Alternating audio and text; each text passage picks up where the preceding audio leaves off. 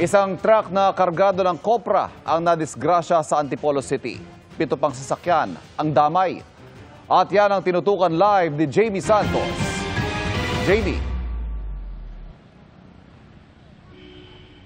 Ivan, napakabigat na daloy ng trapiko ang naranasan nga dito sa Barangay Mambugan dito sa Antipolo City dahil yan sa karambola ng mga sasakyan nitong hapon. Nakabalagbag pa sa sumulong highway ang mga sasakyang sangkot sa aksidente. Nakatagilid ang isang truck at tumapon sa kalsada ang mga buhangin at hollow blocks na karga nito.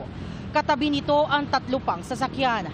8 sasakyan ang sangkot sa karambola. Ayon kay Traffic Supervisor Ricardo Q, galing Quezon patungong Maynila ang 18-wheel trailer truck na may kargang kopra.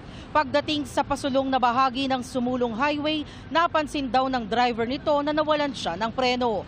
Iginigilid na raw ng driver ang truck pero dahil palusong ang highway, natumbok nito ang mga sasakyan. Sa takot na baka tumama sa poste ang truck, tumalon ang pahinante nito. Iika-ika pa nga ito pero di na raw siya nagpadala sa ospital. Walang nasawi o malubhang nasaktan sa pangyayari.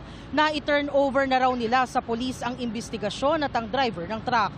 Anya, accident prone talaga ang lugar dahil pakurba at palusong pa ang highway. Kaya paalala sa mga motorista maging marahan sa pagdaan dito at ugaliing i-check ang mga sasakyan. Nag-loose brake tong truck. Sa Metro View pa lang daw, nag-attempt na ng magpreno, parang lumulusot na. May mga sasakyan sa gilid niya. Lahat yun na ano niya. Buti nga yung driver ko, hindi nakakaroon ng kaba. Nagagawa niyang paraan kaya walang taong namamatay. Tumalo na nga ako dahil baka mamaya na uruhan ako dyan sa ulo ng truck Ivan, nandito na nga yung tow truck na hahatak sa 18-wheeler truck na nakasagasa dito ng mga sasakyan dito sa kahabaan ng sumulong highway. Anumang oras, alang minuto mula ngayon ay hahatakin na ito dito para hindi na mag-cause ng traffic at yung ibang sasakyan na sangkot sa aksidente na ialis na sa lugar. At yan ang latest mula rito sa Antipolo. Balik sa iyo, Ivan. Maraming salamat, Jamie Santos.